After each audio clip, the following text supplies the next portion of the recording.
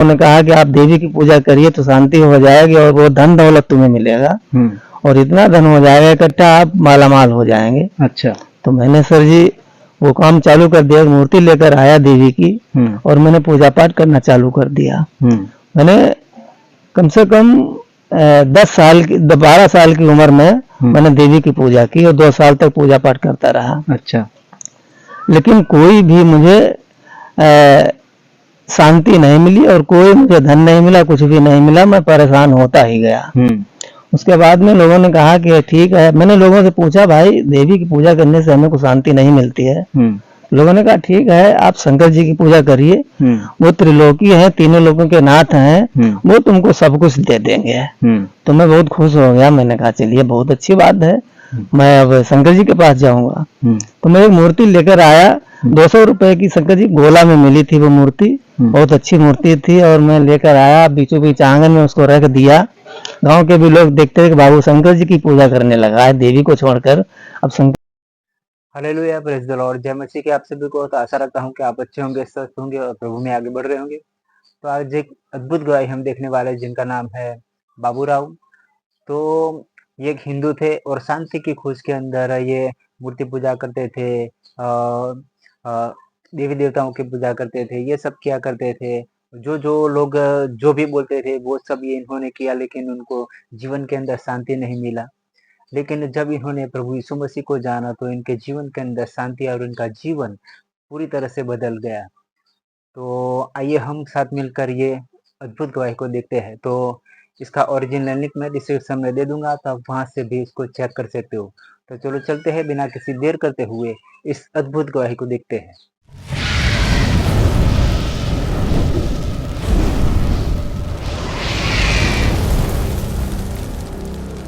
Hallelujah, सबको जय मसीह। परमेश्वर का धन्यवाद हो इस सुंदर समय के लिए। और आज हम फिर से एक गवाही को आपके बीच में आपके सामने लेकर आए हैं आपके लिए, ताकि हम जाने कि परमेश्वर ने हमारे लिए कैसे अद्भुत और बड़े बड़े काम किए। आज हमारे बीच में हमारे साथ एक भाई हैं और इनके जीवन में प्रभु ने बहुत ही अद्भुत काम किया, इनका जीवन बदल गया। तो आज हम इन्हीं भाई के द्वारा सुनेंगे कि कैसे इनका जीवन बदला, वो क्या कारण रहा कि ये मसीह में आ गए, इन्होंने प्रभु यीशु मसीह को अपना उद्धारकर्ता स्वीकार कर लिया। हालेलुया। तो क्या नाम है भाई आपका? जी हमारा नाम बाबू राम है। बाबू राम जी। जी। तो क्या कारण रहा कि आपने मसीह को ग्रहण कर लिया? पहले तो ये बताइए कितने साल हो गए आपको मसीह में? हमें 6 साल हो गया है लगभग। 6 साल। हाँ। तो 6 साल आपको मसीह में आए हुए हो गया जी। ऐसा क्या कारण रहा कि आपने मसीह को ग्रहण कर लिया? देखिए सर, मैं बचपन में बहुत ज्यादा खुश था, माता पिता के जीवन में बहुत खुश था। तो हर समय ऐसी हमारे दिमाग में, शरीर में तमन्ना रहती थी कि मैं ईश्वर को पाऊं ताकि हमारे जीवन में खुशियां बढ़े। खुशियां पाने के लिए मैं मूर्ति पूजा में लग गया और अक्सर पहले मूर्ति ही पूजा होती थी और जो भी पुरखाओं ने किया वो भी मैंने करना चालू कर दिया सर। मैं एक मूर्ति को लगा, लोगों ने कहा कि आप देवी की पूजा करिए तो शांति हो जाएगी और वो धन दौलत तुम्हें मिलेगा और इतना धन हो जाएगा इकट्ठा आप मालामाल हो जाएंगे। अच्छा। तो मैंने सर जी वो काम चालू कर दिया, मूर्ति लेकर आया देवी की और मैंने पूजा पाठ करना चालू कर दिया। मैंने कम से कम 12 साल की उम्र में मैंने देवी की पूजा की और 2 साल तक पूजा पाठ करता रहा। अच्छा। लेकिन कोई भी मुझे शांति नहीं मिली और कोई मुझे धन नहीं मिला, कुछ भी नहीं मिला, मैं परेशान होता ही गया। उसके बाद में लोगों ने कहा कि ठीक है, मैंने लोगों से पूछा भाई देवी की पूजा करने से हमें को शांति नहीं मिलती है। लोगों ने कहा ठीक है आप शंकर जी की पूजा करिए, वो त्रिलोकी है, तीनों लोगों के नाथ हैं, वो तुमको सब कुछ दे देंगे। तो मैं बहुत खुश हो गया, मैंने कहा चलिए बहुत अच्छी बात है, मैं अब शंकर जी के पास जाऊंगा। तो मैं एक मूर्ति लेकर आया, 200 रुपए की शंकर जी गोला में मिली थी वो मूर्ति, बहुत अच्छी मूर्ति थी और मैं लेकर आया, बीचों बीच आंगन में उसको रख दिया। गांव के भी लोग देखते थे कि बाबू शंकर जी की पूजा करने लगा है देवी को छोड़कर, अब शंकर जी की पूजा करता है। मैं शंकर जी की पूजा 2 साल शंकर जी की पूजा किया, ठीक से पूजा किया, उसमें पानी चढ़ाता रहा, जल चढ़ाता रहा और अगरबत्ती किया, सब कुछ किया। लेकिन हमें कुछ जीवन में कुछ अच्छा नहीं लगा और मेरे जीवन में दुख ही बढ़ता गया। मैं चिंतित होता गया, परेशान होता गया। हमने कहा जो मैं चीज को ढूंढ रहा हूँ, जीवन को ढूंढ रहा हूँ, वो मुझे नहीं मिल रही है। अब मैं क्या करूँ? फिर धीरे धीरे हमारे जीवन में नशा बढ़ने लगा। मैंने लोगों ने कहा कि शंकर जी हुक्का पीते हैं, गांजा पीते हैं, भांग खाते हैं। तो मैंने शंकर जी के पीछे भांग खाना चालू कर दिया, गांजा पीना चालू कर दिया और इतना मेरा शरीर में नशा बढ़ गया। सारा दिन मैं नशा ही नशा करता गया। क्योंकि शंकर जी ही जब गुरु ही करते हैं तो फिर चेले भी करते हैं। बिल्कुल। बहुत करते करते मैं थक गया और नशे की लत बढ़ती गई। फिर मुझे अच्छा नहीं लगा, मुझे चैन नहीं पड़ा कि अब क्या होना चाहिए। जब तक हमारे पिताजी ने हमारी शादी को कर दिया। हमारी पत्नी आई घर पे और जीवन में प्रेम शुरू से हमारी और पत्नी का प्रेम बहुत अच्छा रहा। शुरू से ही बहुत ज्यादा बच्चे नहीं थे, बहुत प्रेम था। दोनों में बहुत अच्छा सब कुछ निपटता था। धीरे धीरे उसके बाद में मैंने लोगों से कहा, यार भैया शंकर जी की पूजा करते करते मैं थक गया हूँ, कुछ भी प्राप्ति नहीं होता है। तो हमारा दोस्त है सतप्रकाश नाम का सेठ जी है, तो उन्होंने कहा कि बाबू भाई ऐसा है, आप अब जय गुरुदेव के चेला हो जाइए, आपको शांति मिल जाएगी। क्योंकि लोमस ऋषि की पुस्तक में ऐसा कुछ लिखा था, मैंने देखा था, ऐसा लिखा था। मैं वो शब्द नहीं, इस श्लोक को नहीं दोहराना चाहता हूँ, फिर भी गवाही के नाम से मैं बताना चाहता हूँ। उसमें लिखा था कि लोमस ऋषि में कहा बेचारा संत शरण से हो उबारा। ये उन्होंने मुझे इस लोमस ऋषि की किताब में दिखाया था। तो मैंने कहा अब तो बहुत बढ़िया मुझे गुरु मिल गया है संत की शरण से, तो बिल्कुल अब मुझे मुक्ति मिल जाएगी। तो सतप्रकाश ने मुझे मथुरा जी ले गए, बाबा जय गुरुदेव का चेला बना दिया। मैं कट्टर चेला बन गया। ऐसा वैसा नहीं, ज्ञान भी उत्पन्न हुआ साधुओं के द्वारा। और मैं पूरे जिले में जाकर के काफिला भी करता था और मैं प्रार्थना का भी गाता था और मैक से भी बहुत ज्यादा प्रचार भी करते थे जय गुरुदेव का। जय गुरुदेव का। अच्छा। बहुत आनंद आता था, इतना आनंद, सारे लोग बहुत खुशहाल थे। जितने भी हमारे गुरु भाई थे बहुत खुशहाल थे। बाबू भाई के पास बहुत ज्यादा ज्ञान हो गया, गीत भी अब अच्छे गा लेता है, ये है वो है। तो मैं बिल्कुल बढ़ता ही गया। धीरे धीरे ये गुरुदेव ने एक बार कहा था कि बच्चों ऐसा करना कि कोई नशा नहीं करना, दारू नहीं पीना और कुछ भी नहीं करना।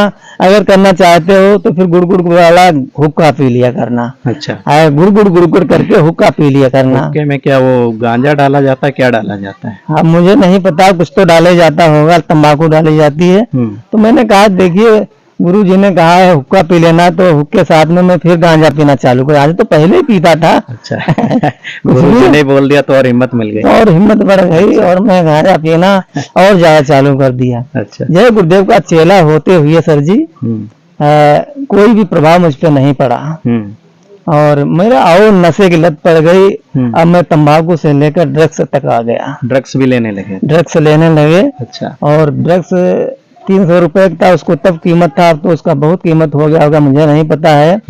अब मैं 2 वायल करीब 600 रुपए का रोज डोज हमारे शरीर में बन गया।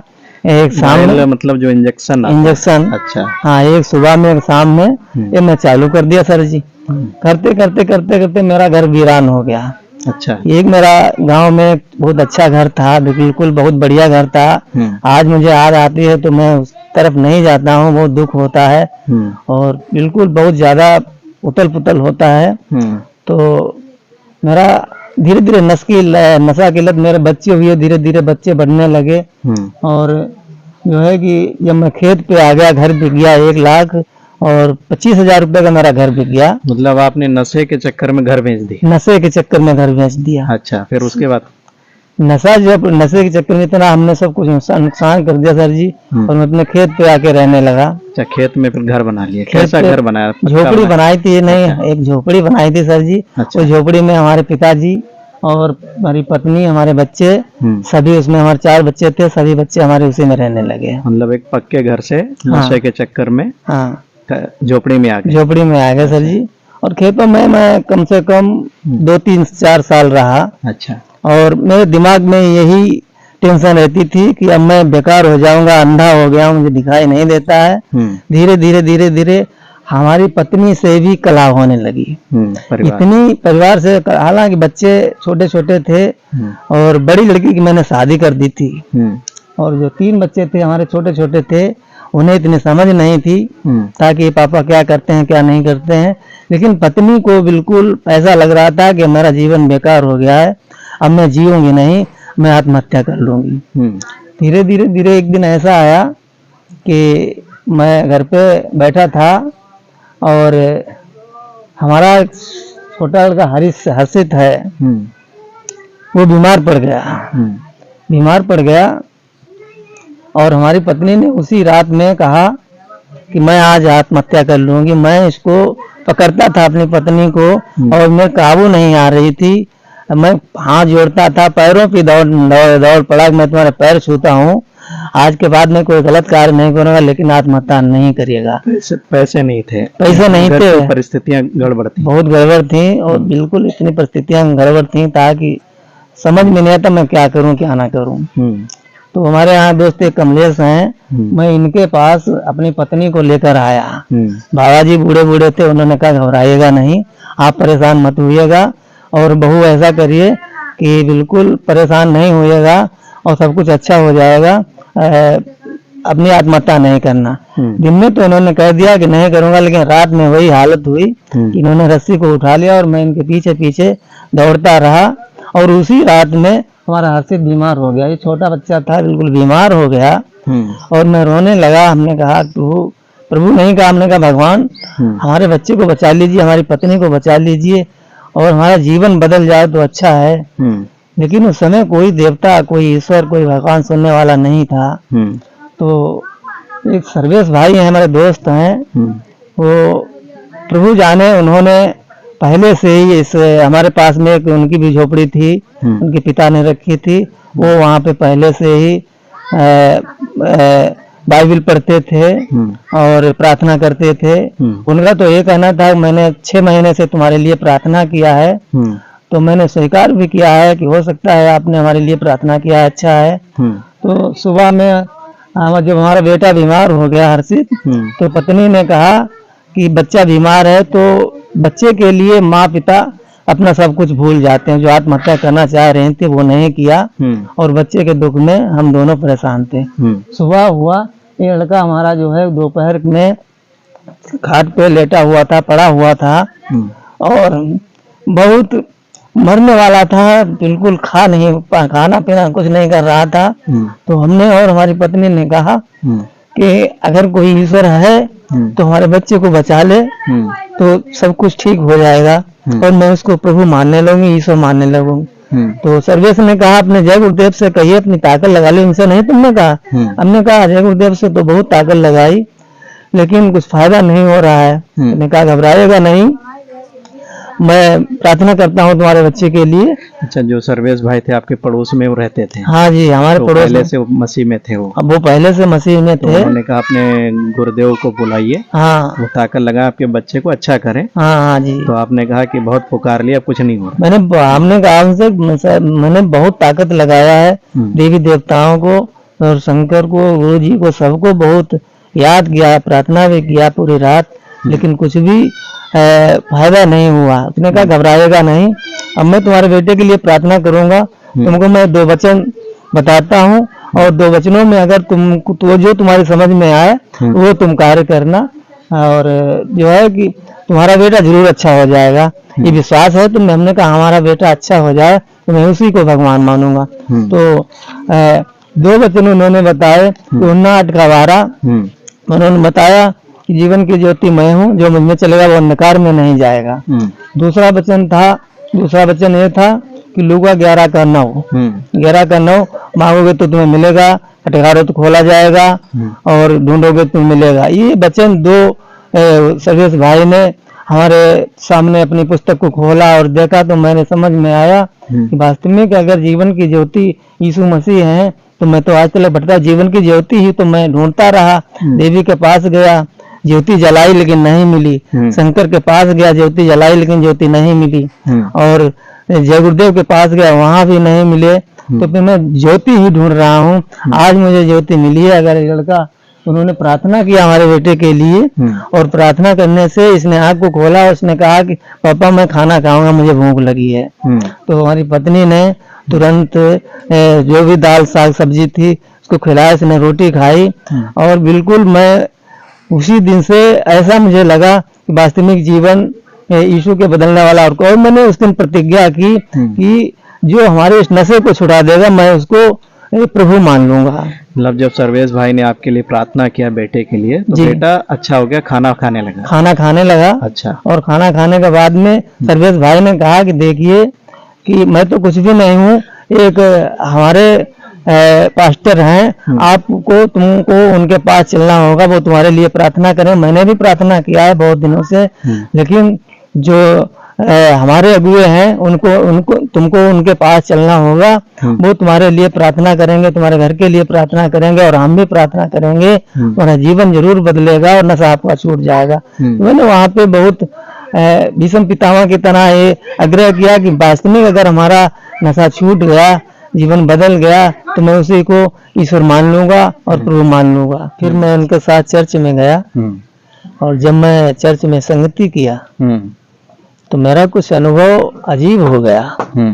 जैसे मैंने पहले देवी की पूजा की, और उसके बाद शंकर जी की पूजा की, उसके बाद जय गुरुदेव की पूजा की, भांति भांति देवी देवताओं की पूजा की, लेकिन उनका अनुभव और चर्च में जब मैं गया और चर्च में जब संगति किया तो वहाँ का कुछ अजीब मुझे महसूस हुआ, अंदर से कुछ ऐसा उबाल आया कि वास्तविक संसारी ईश्वरों से और जो प्रभु यीशु मसीह जो चर्च में यहाँ पे जो संगति होती है उसका कुछ अलग ही है। अलग मतलब अच्छा लगा कि खराब लगा? नहीं, बहुत अच्छा लगा। मेरे जीवन में एकदम बिल्कुल ऐसा लगा, बहुत अच्छा लगा। मेरा परिवार साथ में था, बहुत खुश थे, बहुत खुशहाली से सभी लोग संगति को सुन रहे थे, और ऐसा अनुभव हो रहा था कि वास्तव में मुझे नई दुनिया मिल गई है। ये पुरानी दुनिया थी, उस दुनिया से मुझे नई दुनिया मिल गई है, नया जीवन मिल गया है। जो वहाँ पे जो वहाँ का पादरी हैं, उन्होंने हमको संगति को दिया, तो बिल्कुल ऐसा लग रहा था कि हमारे जीवन में एक एक शब्द प्रभु का गूंजता हुआ जा रहा है, और बिल्कुल हमारे जीवन में बहुत सी ऐसी वचनों की बातें अंदर प्रवेश हो रही, ताकि मुझे इतना आनंद आ रहा था कि मैं बिल्कुल अच्छा लग रहा था, बहुत ज्यादा। बाहर की दुनिया भूल गए बिल्कुल, बाहर में जो था और चर्च में कुछ अलग ही था। मतलब बाहर की दुनिया में तो बिल्कुल हमें जो चीज बहुत अच्छी दिखाई देती थी बाहर, जब मैं संसार में था, तो जो चीज अच्छी थी वही चीजें हमारे लिए बहुत गलत थी। ये कब समझ में आया? जब वचन सुना। जब वचन में सुना और चर्च में गया और पादरी ने, सर जी ने सुनाया सब कुछ, धीरे धीरे संगति हुआ, तो बाद में समझ में आया कि वास्तविक प्रभु के अलावा कोई भी जीवन बदलने वाला नहीं है। जैसा कि यही वचन कहता है कि यूहन्ना 8:12 में कि जीवन की ज्योति मैं हूँ, जो मुझ में चलेगा वो अंधकार में नहीं जाएगा। और वास्तविक मैं अंधा था, मुझे कुछ दिखाई नहीं देता था। भाई अंधा ही तो गलत का आत्मिक अंधे। हाँ, आत्मिक अंधे थे, मैं दिखाई नहीं देता था। जब मुझे वचन मिला, वचन मिलने के बाद में संगति किया तो मेरी आंखें खुली, क्योंकि मैंने बाइबल में ही ऐसा देखा है, कहीं पे याद नहीं है, कि जो नहीं देखते हैं वो देखेंगे, और जो देखते हैं वो अंधे हो जाएंगे। यूहन्ना 9 अध्याय में। हाँ, तो बिल्कुल मुझे बहुत से ऐसे वचन बाइबल के अंदर मिले, ताकि हमारे जीवन को खोलते गए। मतलब जो जीवन की एक मैली गंदी जो तस्वीर थी छुपी हुई, जिसको आप देख नहीं पाए थे अभी तक, जी, वो सब प्रकट हो गई प्रभु का वचन सुनने के बाद। जी। तो उसके बाद क्या हुआ फिर? उसके बाद धीरे धीरे हमारा जो है, मतलब जैसे ही समय आगे बढ़ता गया संगति में, हम और हमारा पूरा परिवार, मैंने अपने जीवन को संभालने की कोशिश की। और ऐसा ही नहीं, थोड़े दिन तो मैं प्रभु में आने के बाद में भी हल्का फुल्का नशा चल जाता, तंबाकू हो लेता था। दिसंबर का महीना था, और दिसंबर में ही प्रार्थना हो रही थी। उसी दिन से कुछ ऐसी हमारे अंदर एक आवाज़ आई कि मतलब अपने जीवन को अगर बदलना चाहते हो तो फिर प्रभु के पास जिस तरीके से प्रभु ने अपने जीवन को तुम्हें दिखाया, वो तस्वीर दिखाई, वो तस्वीर देखिए और पुरानी जितनी तस्वीरें उनको छोड़िए। मतलब जो यीशु ने अपने जीवन का नमूना दिया उसके अनुसार चलना है। जी। अच्छा। मैंने कोशिश नहीं किया, बहुत ज़्यादा उस पर मैंने गौर किया, अपने बच्चों को बताया, मैंने खुद को बहुत ज़्यादा प्रयास करने के बाद में जब मैंने पूरे जीवन में देख लिया कि वास्तविक हमें प्रभु ही बचाएगा और सिवा कोई दूसरा ईश्वर नहीं है ताकि हमें बचा सके। तो इस रीति से आपका जीवन बदल गया। जी सर जी। तो अभी 6 वर्ष हो चुके हैं आपको मसीह में। 6 वर्ष हो गए। तो आपके बच्चे वगैरह सब पूरा परिवार मसीह में है? पूरा परिवार है। अच्छा। पूरा परिवार बच्चे में है और मैं कोशिश करता हूँ जितना भी रीति रिवाज प्रभु ने हमको सिखाया है, मैं उसी रीति से चलूँगा और दुनिया की कोई चीज़ मुझे अलग नहीं करेगी, क्योंकि मुझे जीवन मिला है और ऐसा जीवन मिला है ताकि शायद दुनिया के लोगों को नहीं मिल सकता है और मिलेगा, उनको भी मिलेगा अगर वो प्रभु के पास आए तो, प्रभु की बात सुने तो। बिल्कुल। हाँ। अंतिम सवाल मेरा आपसे ये है जी कि जैसे मसीह लोगों पर एक आरोप लगाया जाता है जी कि ये लोग पैसा दे करके लोगों का धर्म बदल देते हैं जी, और जो लोग मसीह में आते हैं उन पर आरोप लगता है कि ये लोग पैसा ले करके धर्म बदल लिए। तो आपने पैसा लिया, किसी ने दिया, लेने देने वाले मिले आपको? नहीं सर, ये बिल्कुल गलत है। ये जो लोग कहते हैं बिल्कुल गलत कहते हैं कि हमारा घर देख लीजिए, अगर ऐसा अगर होता तो आज भी हमारे पास एक गाड़ी होती, मकान बना हुआ होता। अच्छा, ऐसा कुछ भी नहीं है। यीशु ने तो हमारा जीवन बदला है। बिल्कुल। बाकी नहीं तो हमें किसी ने पैसा दिया है, ना ही तो किसी ने दबाव डाला है, कुछ भी नहीं हुआ है। अरे वो तो यीशु है, वो तो सब कुछ देने वाला है। कुल मिला के जो पैसे वाली बात है वो झूठी है, बिल्कुल झूठी है। हालेलुया, परमेश्वर का धन्यवाद हो इस सुंदर गवाही के लिए। और मैं आपको बताना चाहता हूं कि एक विश्वासी का जीवन, एक मसीही का जीवन अपने लिए नहीं होता है, वो दूसरों के लिए होता है। जैसा कि इन भाई ने बताया कि इनके बगल में एक भाई रहते थे जो पहले से प्रभु यीशु मसीह पर विश्वास करते थे, और उन्होंने 6 महीना पहले से, जब ये मसीह में आए उससे 6 महीना पहले इस परिवार के लिए, इन भाई के लिए वो प्रार्थना करते थे कि इनका जीवन बदल जाए, ये मसीह को ग्रहण करें और पापों से छूट जाएं। और 6 महीने के बाद एक ऐसा समय आया जब इनके जीवन की परिस्थितियां गड़बड़ हुई, तो कोई नज़र नहीं आया जिसको ये अपना मानते थे। उन्होंने इनकी आवाज़ को नहीं सुना और अंत में उन भाई ने प्रार्थना किया और उन भाई की प्रार्थना को सुन के प्रभु ने इनके बेटे को चंगा कर दिया, और उसके बाद से ये मसीह की संगति में गए, का जीवन बदल गया। आज 6 वर्ष से ज़्यादा इनको हो गया, ये मसीह में है। तो मैं आप लोगों से यही कहना चाहता हूँ कि आप लोग भी, हम सब की जिम्मेदारी कि हम उन लोगों के लिए प्रार्थना करें कि जो अब मसीह को नहीं जानते, उनको हम मसीह का स्वभाव, मसीह का स्वरूप दिखाने की कोशिश करें अपने जीवन से, ताकि उस मसीही स्वभाव को देख करके, प्रेम को देख करके और भी हमारे आस पड़ोस के रहने वाले लोग, जानने वाले लोग मसीह को ग्रहण करें और वो भी नाश होने से बचाए जाएं। हालेलुया। परमेश्वर आप सभी को इस गवाही के द्वारा आशीष दे। सबको जय मसीह की। तो देखा आपने किस तरह से इनका जीवन प्रभु यीशु मसीह ने एकदम से बदल दिया, क्योंकि प्रभु यीशु मसीह जीवन बदलते हैं, क्योंकि मार्ग, सत्य और जीवन सिर्फ और सिर्फ प्रभु यीशु मसीह है। जो कोई प्रभु यीशु मसीह के पीछे चलेगा वो कभी लज्जित नहीं होगा और वो कभी शर्मिंदा नहीं होगा। तो इस गवाही से आपको आशीष मिले। तो ऐसी गवाहियां देखने के लिए मेरे चैनल को सब्सक्राइब जरूर कर ले। तो मिलते हैं नेक्स्ट अद्भुत गवाही के साथ, तब तक के लिए अपना और अपने परिवार का ख्याल रखें। God bless you, bye.